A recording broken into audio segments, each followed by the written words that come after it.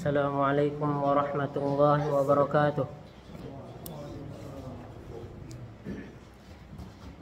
Alhamdulillahi ala ihsanih wa syukru lahu ala fadlihi wa amtinanih wa ashhadu an la ilaha illallah ta'ziman li sya'nih wa ashhadu anna Muhammadan abduhu wa rasuluh ad-da'i ila ridwanih sallallahu alaihi wa ala alihi wa ashabihi wa azwajihi wa ikhwanih. Amma ba'd.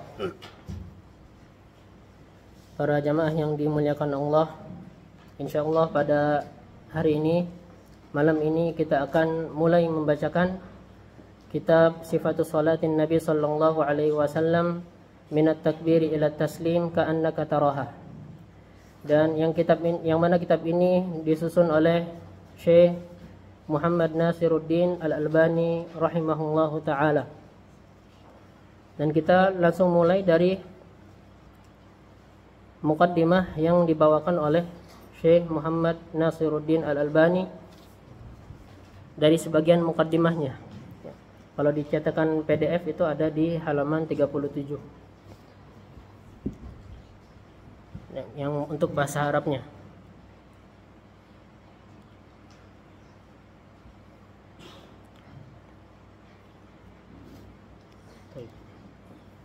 Nah, qala al-muallif rahimahullahu ta'ala sababu ta'lifil kitab, sebab atau alasannya disusunnya kitab ini.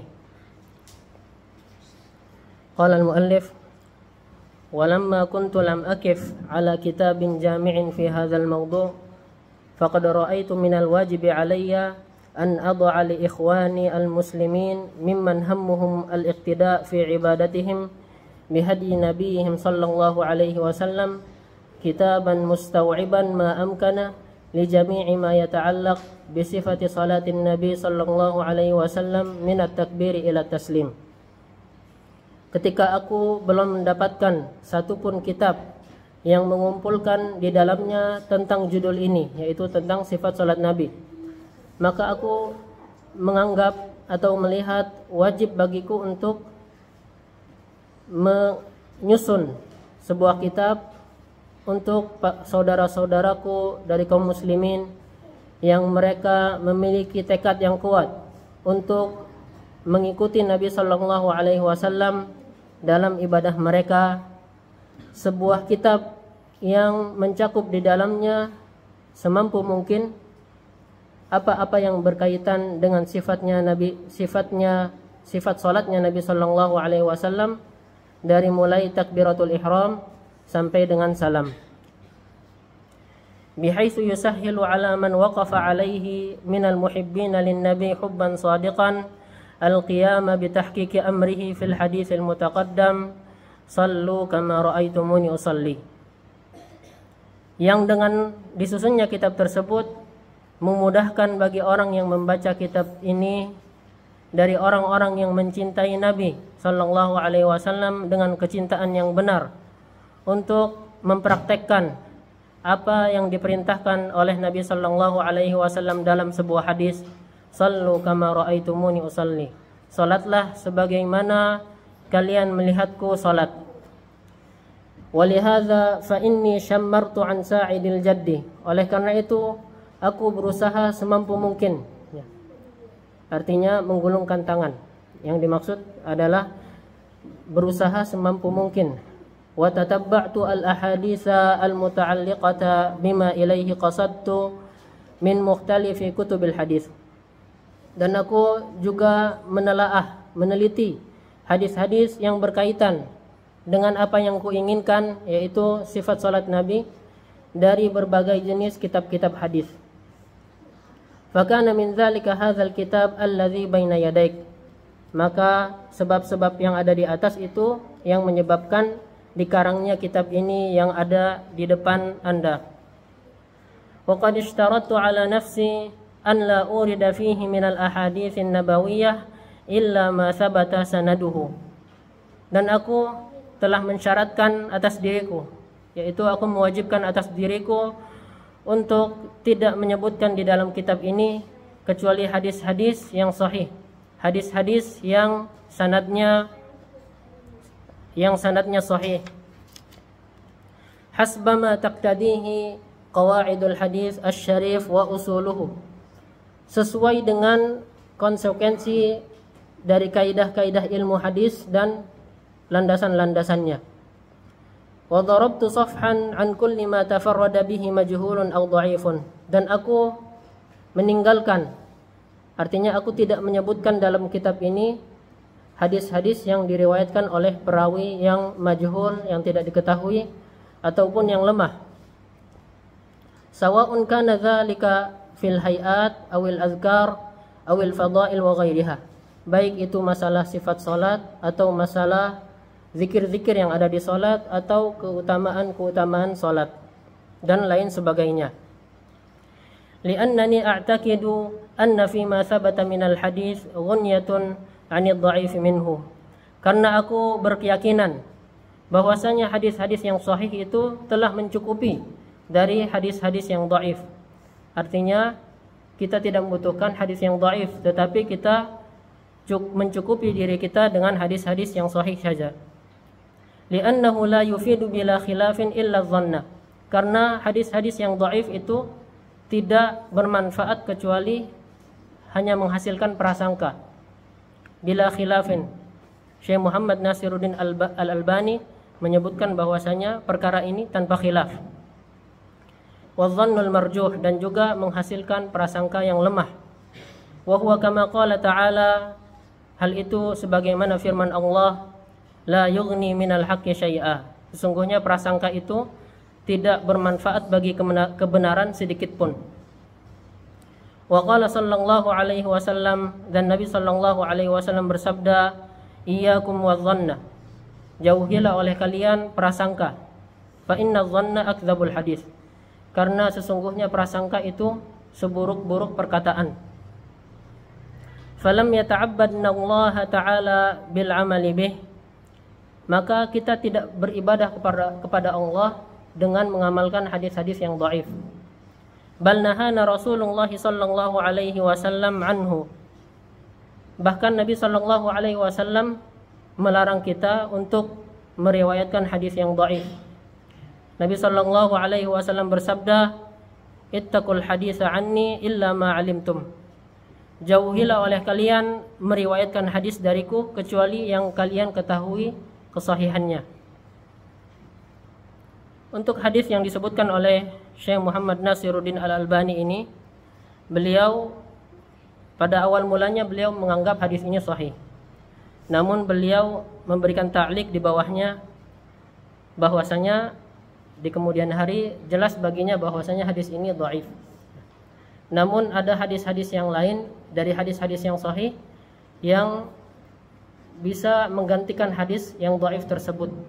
Di antaranya adalah hadis yang diriwayatkan oleh Imam Bukhari, man kadzaba alayya muta'ammidan falyatabawwa maq'adahu minan nar. Dan hadis ini diriwayatkan oleh banyak para sahabat dan derajat hadisnya mutawatir, yakni pasti sahih. Kemudian beliau melanjutkan, fa idza naha an riwayatid dhaif fabil ahra an yanha 'anil amali bih. Maka apabila Nabi sallallahu alaihi wasallam melarang kita untuk meriwayatkan hadis yang dhaif, maka tentu saja Nabi sallallahu alaihi wasallam pasti lebih melarang lagi bagi kita untuk mengamalkan hadis-hadis yang dhaif. Kemudian beliau melanjutkan, hadza wa qad kuntu wada'tul kitaba ala syatrain, sesungguhnya aku telah menyusun kitab ini menjadi dua bagian, membagi kitab ini menjadi dua bagian, a'la wa adna, ada yang bagian atas dan ada yang bagian bawah. Ammal awal fahuwa kal matni aw radtu fihi mutun al ahadits aw al jumal al lazimata minha. Adapun bagian yang pertama, yaitu bagian yang ada di atas, aku sebutkan di dalamnya matan-matan hadis dan juga kalimat-kalimat atau kata-kata yang memang harus diletakkan di sana, yang kata-kata itu berguna untuk mencocokkan. Wa wada'tuha fi amakiniha allaiqati biha, dan aku meletakkan kata-kata itu di tempat-tempat yang pas, yang cocok. Muallifan baina ba'diha bihaitsu yabdul kitab munsajiman min awwalihi ila akhirih. Dengan menyusun antara satu sama yang lain, bihaitsu yabdul kitab munsajiman, agar kitab ini nampak cocok ya dari awal sampai akhirnya. Wa haristu 'ala al-muhafazati 'ala nassil hadis wa lafdhihi alladhi warada fi kutubis sunnah. Dan aku berusaha untuk menjaga keaslian lafaz-lafaz hadis yang tertulis di kitab-kitab sunnah. Ya, baik itu dari Sahih Bukhari, Muslim, Abi Dawud dan kitab-kitab sunnah yang mu'tamad yang lain. Wa qad yakunu lahu alfazun fa uthiru minha lafdhan li faidati at-ta'lif aw ghairihi. Dan terkadang ada satu buah hadis yang memiliki lafaz-lafaz yang banyak. Maka aku memilih salah satu dari lafaz tersebut yang kutuliskan di kitab ini li faidati at-ta'lif aw ghairihi, untuk berfaedah bagi penyusunan kitab ini atau lain sebagainya. Wa qad adummu ilaihi ghairahu minal alfaz fa unabbihu ala dzalika biqauli. Dan terkadang aku menambahkan, ya, kata Syekh Albani, terkadang aku menambahkan lafaz-lafaz yang lain, lalu aku beri peringatan, yakni dengan perkataanku wa fi lafzin, dalam lafaz lain seperti ini, kaza wa kaza, au wa fi riwayatin kaza wa kaza, atau dalam riwayat lain seperti ini. Nah, ini adalah metode penulisan hadis yang dimulai oleh Syekh Albani rahimahullahu taala, yang mana para ulama sebelumnya belum ada yang menulis hadis dengan cara seperti ini. Walam a'zuha ila ruwatiha minas sahabati illa nadiran. Dan aku tidak menyebutkan siapa yang meriwayatkan hadis tersebut atau riwayat tersebut dari para sahabat, kecuali sangat jarang. Wala bayyantu man rawaha min a'immatil hadis tashilan lil mutala'ati wal muraja'ah. Dan aku tidak menjelaskan siapa yang meriwayatkannya dari a'immatul hadis tashilan, untuk memudahkan dalam membaca kitab ini dan untuk memurajaahnya. Jadi agar kitab ini lebih ringkas, Syekh Albani tidak menyebutkan beberapa riwayat-riwayat ya, karena kalau disebutkan menjadi sangat panjang ya. Namun beliau meringkas agar mudah untuk dibaca dan mudah dimurajaah. Kemudian beliau melanjutkan, wa amma syatrul akhir fahuwa kasyarhi lima qablahu.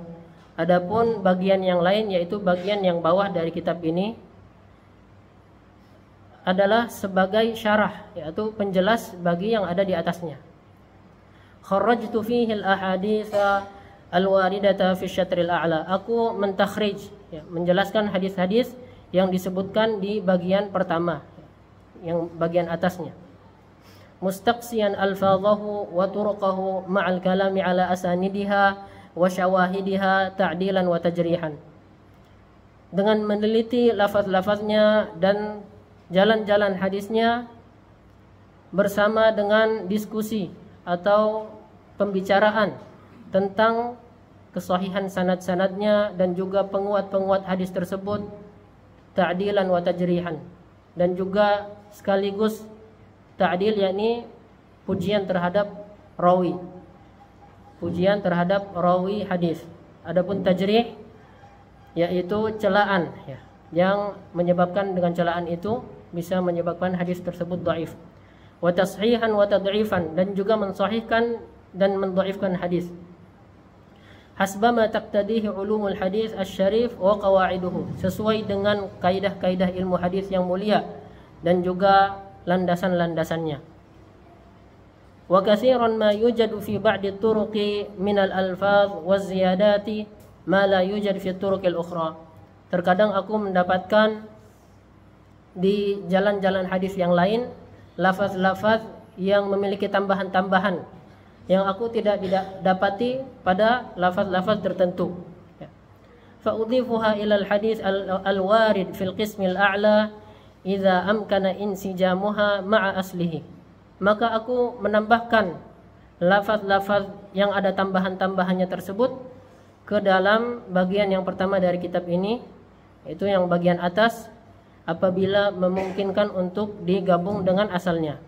Ini adalah metode penulisan hadis yang disusun oleh Syekh Muhammad Nasiruddin Al-Albani, dan ini sangat memudahkan bagi kita untuk membaca kitabnya tersebut, yang mana pada asalnya misalkan kita harus membaca 10 hadis ya, satu hadis namun riwayatnya berbeda-beda menjadi 10 hadis.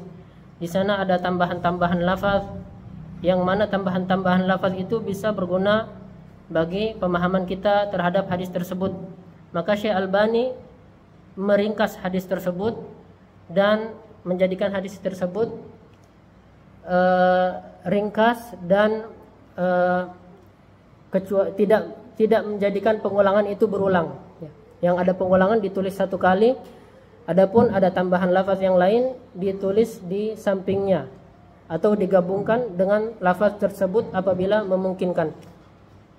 Dan ini bisa kita dapati di seluruh kitab-kitab yang dikarang oleh Syekh Albani rahimahullahu taala.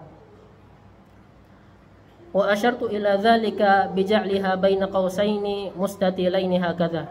Dan aku mengisyaratkan kepada hal tersebut, yaitu apabila ada tambahan lafaz, beliau menuliskan tambahan lafaz tersebut di dalam tanda kurung yang berbentuk kotak ya. Jadi ada perbedaan antara tanda kurung yang berbentuk kotak dan juga tanda kurung yang berbentuk setengah lingkaran tersebut.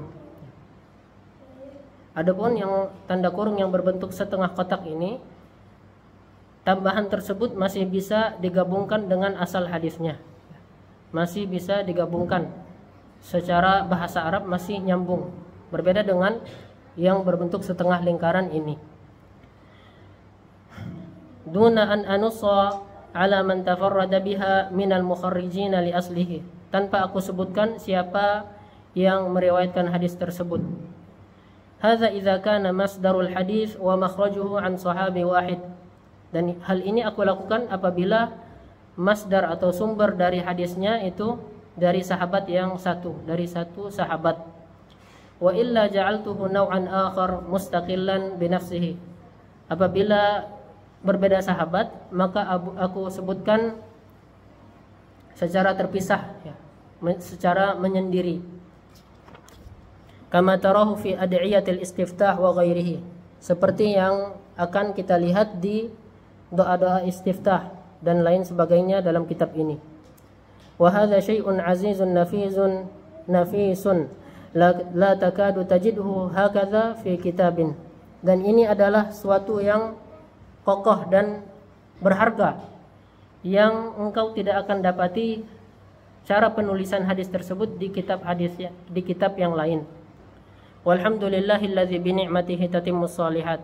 Dan segala puji bagi Allah yang dengan nikmatnya sempurna amalan-amalan soleh. Thumma adhkuru fihi madzahibal ulama haula al-hadis alladzi kharrajnah. Kemudian aku juga menyebutkan pendapat-pendapat ulama tentang hadis yang kita takhrij di sini, yaitu di bagian yang bawah dari kitab ini. Wa dalilu kullin minhum ma'a munaqashatiha wa bayani ma laha wa ma 'alaiha. Dan juga dalil-dalil mereka, hujah-hujah mereka bersamaan dengan perbincangan atau diskusi, dan juga penjelasan apa yang menjadi hujah-hujah yang mendukung mereka, wa ma 'alaiha, dan juga hujah-hujah yang bertentangan dengan pendapat mereka. Thumma nastakhlisu min dzalikal haqq alladzi awradnahu fil qismil a'la.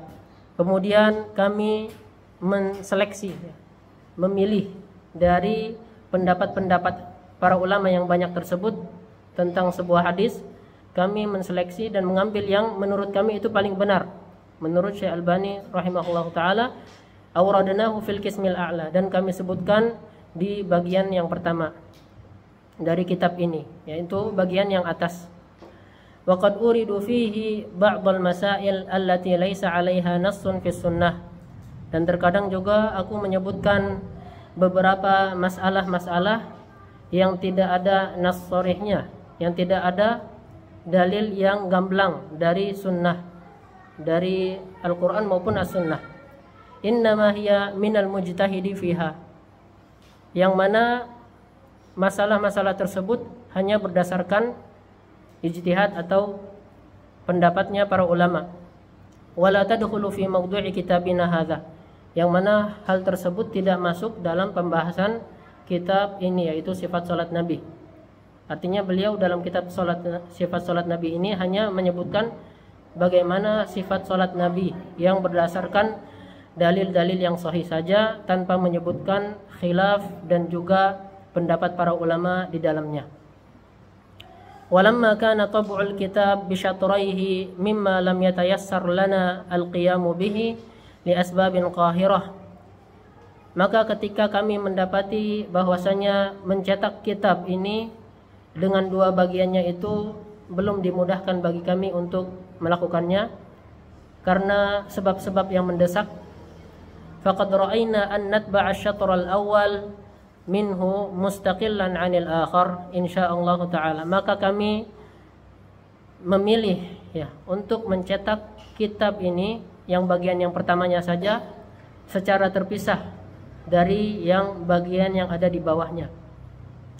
Ya wallahu alam, untuk bagian yang lain ini apakah yang ada di garis bawah di kitab ini atau yang ada di kitab beliau yang bernama Al-Aslu fi Sifati Salatin Nabi yang ada 3 jilid ya. Wallahu alam, terbisa ditanyakan lagi. Wa sammaituhu sifatu salatin Nabi sallallahu alaihi wasallam min at-takbir ila at-taslim ka'annaka taraha. Dan aku menamakan kitab ini dengan nama sifatu salatin Nabi, dari takbir sampai salam seolah-olah kita melihat sifat salat Nabi. As'alullah ta'ala an yaj'alahu khalisan liwajhihil karim. Aku meminta kepada Allah untuk menjadikan amalan ini ikhlas karena mengharapkan wajah Allah yang mulia. Wa an yanfa'a bihi ikhwani al-mu'minin, dan agar kitab ini bermanfaat bagi saudara-saudaraku orang-orang yang beriman. Innahu sami'un mujib, sesungguhnya Allah Maha mendengar lagi Maha mengijabah doa. Kemudian kita lanjutkan manhajul kitab, yakni metode penulisan kitab ini. Manhaj artinya jalan atau metode. Kemudian muallif berkata, walamma kana mawdu'ul kitab innama huwa bayanu hadyin Nabi sallallahu alaihi wasallam fi shalah, kana minal badahi an la ataqayyad fihi bimadhhabin muayyanin lisababil ladzi marra dzikruhu. Ketika kita mengetahui bahwasanya kitab ini hanya menjelaskan sifat salatnya Nabi, maka tentu saja aku tidak akan mengikat kitab ini dengan mazhab tertentu. Ya, kitab ini bukan berdasarkan mazhab Imam Abu Hanifah atau Imam Malik atau Imam Syafi'i, dan juga bukan Imam Ahmad. Akan tetapi kitab ini murni hanya menjelaskan bagaimana sifat salat Nabi sallallahu alaihi wasallam dari hadis-hadis yang dianggap sahih oleh para ulama dan juga oleh Syekh Muhammad Nasiruddin Al-Albani. Wa innama uridu fihi ma thabata anhu. Aku hanya menyebutkan di dalam kitab ini apa yang sahih dari Nabi sallallahu alaihi wasallam, kama huwa madhhabul muhadditsina qadiman wa hadisan. Sebagaimana ini adalah jalannya para ahlul hadis, baik yang dahulu maupun yang sekarang. Wa qad ahsana man qala, dan sungguh bagus perkataan sebuah syair, ahlul hadis hum ahlun nabi wa in lam yashabu an nafsahu anfasahu sahibu. Ahlul hadis mereka adalah keluarganya Nabi, walaupun mereka tidak hidup satu zaman dengan Nabi, namun jiwa-jiwa mereka itu seolah-olah bersahabat dengan Nabi sallallahu alaihi wasallam. Dan diantara maknanya karena para ahlul hadis ini mereka senantiasa membaca hadis-hadis Nabi sallallahu alaihi wasallam, sehingga mereka mengetahui sifatnya Nabi, dari salatnya, dari ibadahnya, kesehariannya, dari sifat tubuhnya bagaimana, seolah-olah mereka bersahabat dengan Nabi langsung. Kemudian jamaah rahimakumullah, muallif melanjutkan, walidzalika fa innal kitab sayakunu insyaallah jami'an li syattati ma tafarraqa fi butuni kutubil hadis wal fiqh ala ikhtilafil madzahibi mimma lahu alaqah bi mawdu'ihi. Oleh karena itu kitab ini insyaallah mengumpulkan apa-apa yang terpencar atau tersebar di dalam kitab-kitab hadis maupun di dalam kitab-kitab fiqih ala ikhtilafil madzahib, dari berbagai jenis kitab-kitab mazhab, mimma lahu alaqah bi mawdu'ihi, yang memiliki keterkaitan dengan judul ini, yaitu sifat salat Nabi. Bainama la yajma'u ma fihi minal haqqi ayyu kitabin aw madhhabin, yang mana tidak ada satupun kitab atau satupun mazhab dari mazhab yang ada 4 itu yang mengumpulkan sifat salat Nabi sallallahu alaihi wasallam secara sempurna, yakni secara benar menurut Syekh Muhammad Nasiruddin Al-Albani. Wa sayakunul 'amilu bihi insyaallah mimman qad hadahullah, dan insyaallah orang-orang yang beramal dengan apa yang saya susun ini, yaitu Syekh Muhammad Nasiruddin Al-Albani, termasuk dari orang-orang yang Allah berikan hidayah lima ikhtalafu fihi minal haqqi biiznih, dari apa-apa yang manusia berselisih di dalamnya dengan izin Allah.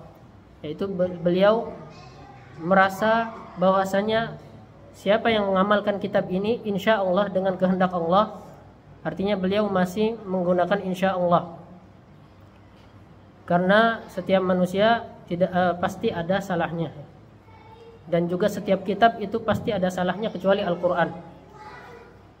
Wallahu yahdi man yasha'u ila siratim mustaqim, sesungguhnya Allah memberikan hidayah kepada siapa yang Ia kehendaki kepada jalan yang lurus.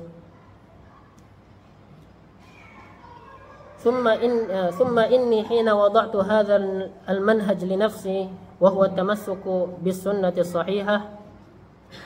Kemudian ketika aku menetapkan untuk diriku ini jalan, yaitu manhaj ini, wa huwa at-tamassuk bis sunnah, yaitu berpegang teguh dengan hadis-hadis yang sahih saja. Wa jaraitu alaihi fi hadzal kitab wa ghairihi, dan aku mempraktekkan hal tersebut di dalam kitab ini dan juga di kitab-kitab yang lain. Mimma sawfa yantashiru bainan nasi insyaallah, yang mana kitab-kitab tersebut akan tersebar di kalangan manusia insyaallah, dan kitab ini benar-benar telah tersebar di kalangan manusia.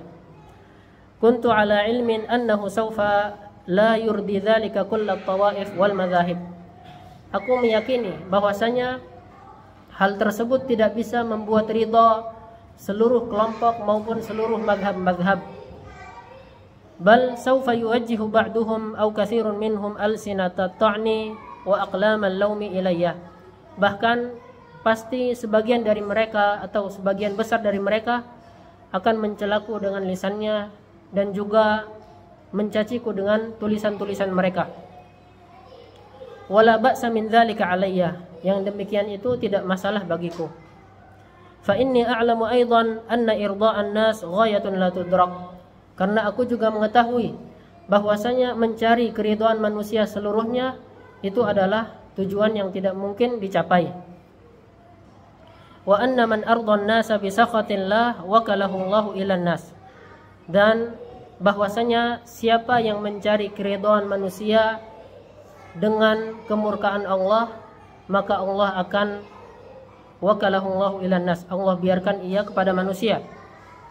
Maksudnya adalah sallatallahu an-nas alaih, Allah jadikan manusia itu berkuasa atasnya, hatta yu'dhuhu wa yazlimu alaih, sampai orang-orang itu menzalimi orang tersebut dan mengganggunya, ya.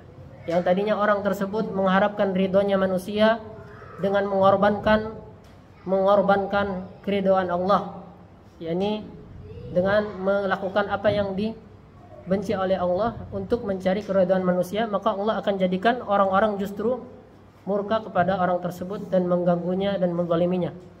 Hal ini disebutkan dalam Tuhfatul Ahwazi dalam syarah hadis ini. Walillahi darru man qala, sungguh bagus perkataan orang yang berkata, walastu binajin min maqalati ta'inin walau kuntu fi gharin ala jabalin wa'rin. dan aku tidak mungkin selamat dari celaan orang yang mencela, walaupun aku bersembunyi di dalam gua yang berada di atas gunung yang terjal. Wa man dzal ladzi yanju minan nasi saliman law ghaba anhum baina hafiyatay nasrin. Dan siapa yang bisa sembunyi, bisa selamat dari celaan manusia, walaupun ia bersembunyi di antara dua sayap burung Raja Wali. Fahasbi annani mu'taqidun anna dzalika huwa at-tariqul aqwam alladzi amara Allah Ta'ala bihi al-mu'minin. Maka cukuplah bagiku tentang keyakinanku bahwasanya jalan yang ketempuh ini adalah jalan yang paling benar, yang mana Allah Subhanahu wa Ta'ala memerintahkan dengannya orang-orang yang beriman. Wa bayyanahu nabiyyuna Muhammadun sayyidul mursalin. Dan juga telah dijelaskan oleh Nabi Muhammad, pemimpinnya para rasul. Wa huwa alladhi salakahu as-salafus salih min as-sahabati wat tabi'in wa man ba'dahum. Dan juga ini adalah jalan yang ditempuh oleh para salafus salih, orang-orang terdahulu dari para sahabat dan para tabi'in, dan juga orang-orang yang mengikuti mereka dengan baik. Wa fihim al-a'immatul arba'ah. Dan juga di antara yang mengikuti para sahabat dengan baik adalah al-a'immatul arba'ah, imam mazahibul arba'ah yang ada 4. Alladzina yantami al-yawma ilaihi alladzina yantami al-yawma ila mazahibihim jumhurul muslimin. Yang mana kebanyakan kaum muslimin pada hari ini menisbatkan diri mereka kepada mazhab-mazhab yang ada 4 tersebut. Kalau di negeri kita banyak yang menisbatkan dirinya kepada mazhab al-Imam Asy-Syafi'i.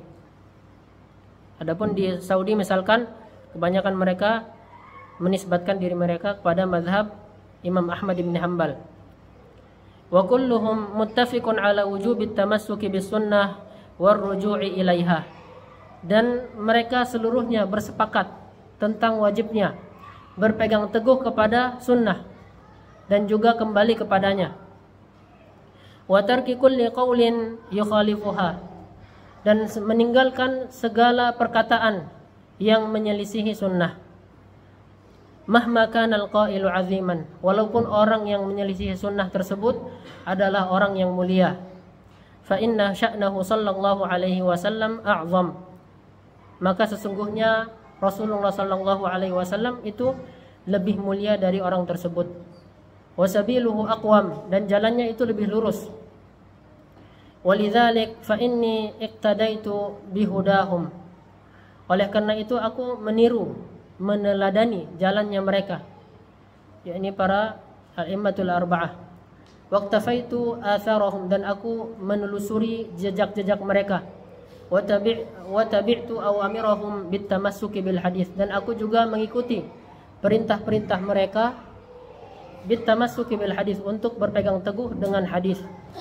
Wa in khalafa aqwalahum. Walaupun hadis tersebut menyelisihi pendapatnya para ulama yang mazahibul arba'ah tersebut. Walaqad kana li hadhihi al-awamiri akbarul athari fi nahji hadzal nahjil mustaqim. Dan sungguh pada perintah-perintah ini, yakni perintahnya para a'immatul arba'ah, memiliki pengaruh yang besar terhadap manhajku, yaitu manhaj yang lurus ini. Wa i'radi 'anit taqlidil a'ma. Dan juga berpalingnya aku dari taklid buta, mengikuti tanpa mengetahui landasannya. Fajazahumullahu ta'ala anni khairan. Maka semoga Allah membalas mereka dengan kebaikan, yakni para ulama al-a'immatul arba'ah. Kemudian jamaah rahimakumullah, bab yang selanjutnya masih berada di muqaddimah, yaitu tentang perkataan al-a'immatul arba'ah, tentang perintah mengikuti sunnah dan juga meninggalkan perkataan mereka yang menyelisihi sunnah. Kita lanjutkan. Wa minal mufidi an nasuqa huna ma waqafna alaihi minha au ba'daha. Dan termasuk hal yang bermanfaat kita menyebutkan perkataan-perkataan para ulama tersebut atau sebagiannya. La'alla fiha 'izatan wa dzikra liman yuqalliduhum. Semoga saja di dalamnya terdapat nasihat atau peringatan bagi orang-orang yang mentaklidi mereka, yang mengikuti mereka, yakni para a'immatul arba'ah tanpa mengetahui landasannya, taklid buta. Bal yuqallidu man dunahum bidarajatin taqlidan a'ma. Bahkan di antara mereka juga ada yang mengikuti guru-guru mereka yang berada derajatnya jauh di bawah para a'immatul arba'ah tersebut. Wa yatamassaku bimadzahibihim wa aqwalihim, dan mereka juga berpegang teguh dengan mazhab-mazhabnya guru-guru mereka dan perkataan-perkataan guru-guru mereka. Kama law kanat nazalat minas sama, seolah-olah perkataan guru mereka itu adalah wahyu yang turun dari langit. Wallahu azza wa jalla yaqul, Allah Subhanahu wa taala berfirman, ittabi'u ma unzila ilaikum min rabbikum wa la tattabi'u min dunihi awliya.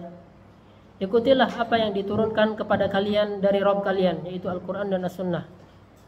Dan janganlah kalian mengikuti dari selainnya para wali-wali syaitan. Awliya bisa diartikan pemimpin. Sebagian ulama juga menjelaskan wali-wali syaitan. Qalilan ma tadhakkarun, sedikit dari mereka yang mengambil pelajaran. Kemudian perkataan Imam Abu Hanifah rahimahullahu taala, dan Al-Imam Albani menyusun perkataan-perkataan para ulama mazhabul arba'ah ini sesuai dengan masa hidupnya. Yang pertama Imam Abu Hanifah, yang kedua Imam Malik, yang ketiga Al-Imam Asy-Syafi'i, dan yang terakhir Imam Ahmad bin Hanbal. Fa'awwaluhum al-Imam Abu Hanifah An-Nu'man bin Thabit rahimahullah. Yang pertama adalah Imam Abu Hanifah yang nama aslinya adalah Nu'man ibn Thabit. Wa qad rawa anhu ashabuhu aqwalan syatta wa ibaratin mutanawwi'ah. Para murid-murid beliau telah menukilkan, meriwayatkan darinya perkataan yang banyak, yang bermacam-macam. Wa ibaratin mutanawwi'ah, dan ungkapan-ungkapan yang bermacam-macam. Kulluha tuaddi ila syai'in wahid, semuanya mengarah kepada satu poin, yaitu wujubul akhdhi bil hadis, wajibnya berpegang kepada hadis, wa tarki taqlidi ara'il a'imma al mukhalifati lahu, dan juga meninggalkan taklid, yakni mengikuti tanpa tahu landasan, meninggalkan taklid kepada pendapat-pendapat para a'immah yang menyelisihi hadis. Yang pertama, Imam Abu Hanifah berkata, "Idza shahhal hadis fa huwa madhhabi." Apabila telah sahih sebuah hadis, maka itulah mazhabku. Ini adalah perkataan yang dinukil dari Imam Abu Hanifah. Kemudian yang lain adalah, "La yahillu li ahadin an ya'khudha biqaulina ma lam ya'lam min aina akhadnah." Tidak halal bagi seorang pun untuk mengambil perkataan kami selagi ia belum tahu dari mana kami mengambilnya. Apabila mereka tidak tahu dari mana landasannya, perkataan kami itu tidak halal bagi mereka untuk mengambilnya. Wa fi riwayatin, dalam riwayat lain, haramun ala man lam ya'rif dalili an yufti bi kalami.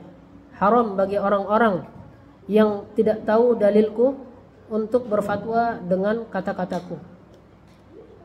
Kemudian ia juga berkata dalam riwayat lain, fa innana basyarun naqulul qaula al-yawma wa narji'u anhu ghadan. Sesungguhnya kami ini manusia biasa. Kami berkata, mengambil pendapat pada hari ini, dan kami kembali dari pendapat kami di esok hari. Dan juga dalam riwayat yang lain, waihaka ya Ya'qub, celakalah engkau wahai Ya'qub. Dan perkataan waihak dalam bahasa Arab itu bukan kata-kata yang kasar, yakni kalau diterjemahkan pasti kasar, yakni celaka.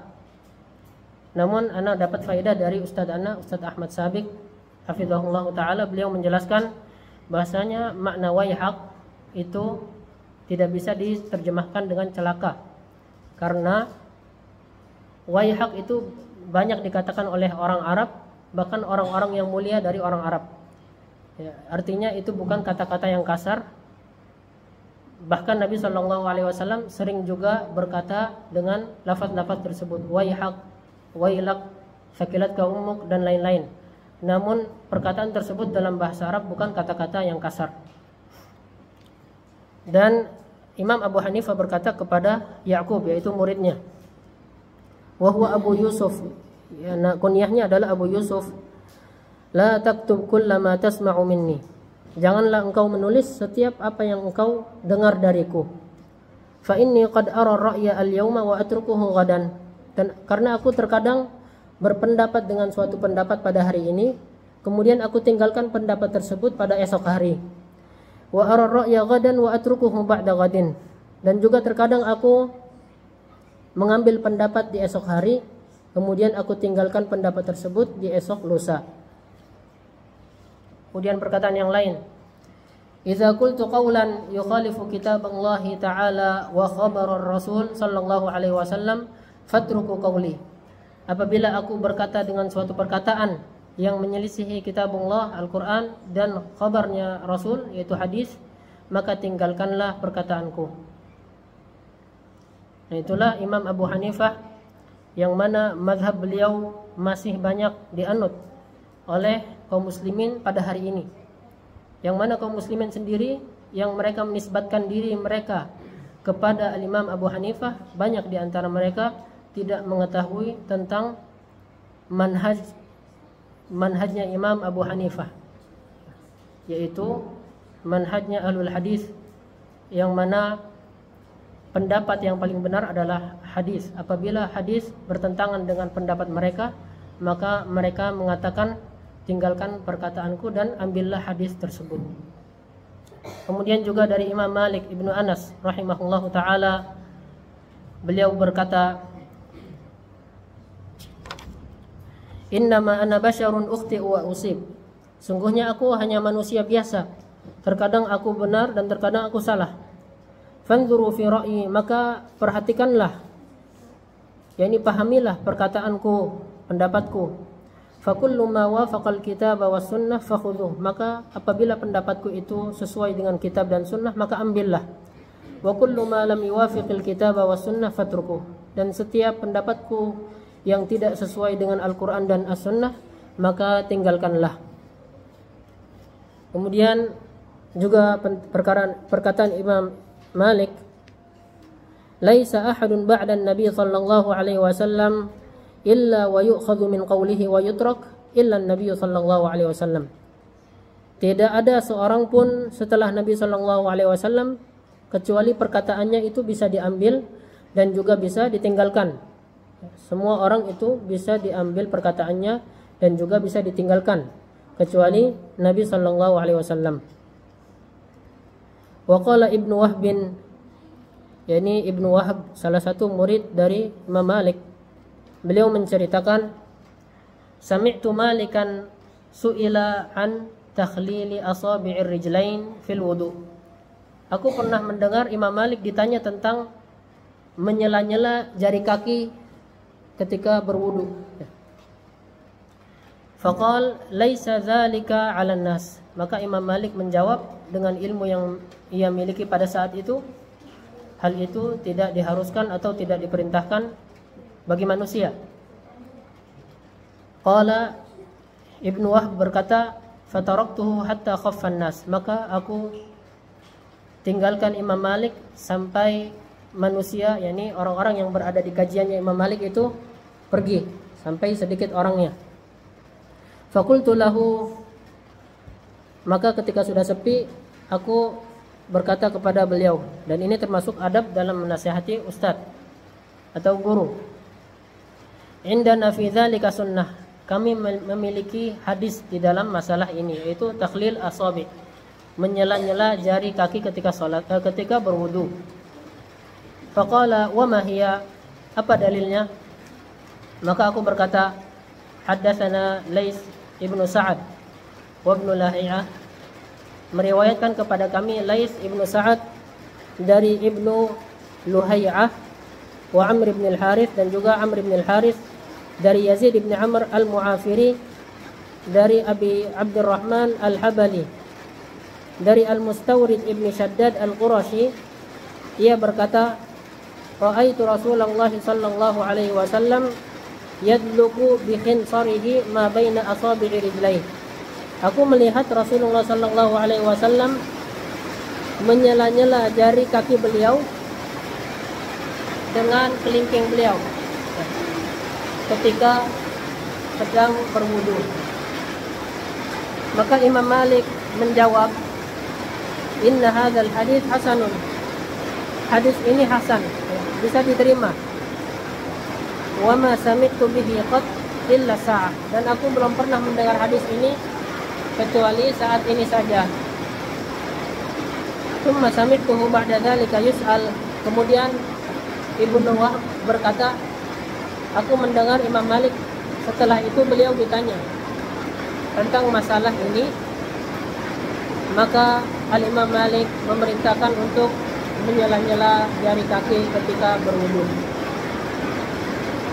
Nah, mungkin itu saja yang dapat Anda sampaikan pada pertemuan ini. Sudah masuk waktu Isya ya. Sudah masuk waktu Isya. Insyaallah untuk lanjutan mukadimahnya akan Anda lanjutkan pada pertemuan yang akan datang insyaallah taala. Syukran jazakumullah khairan atas perhatian antum semua. Subhanallah wa bihamdik asyhadu an la ilaha illa anta astaghfiruka wa atubu ilaik. Assalamualaikum warahmatullahi wabarakatuh.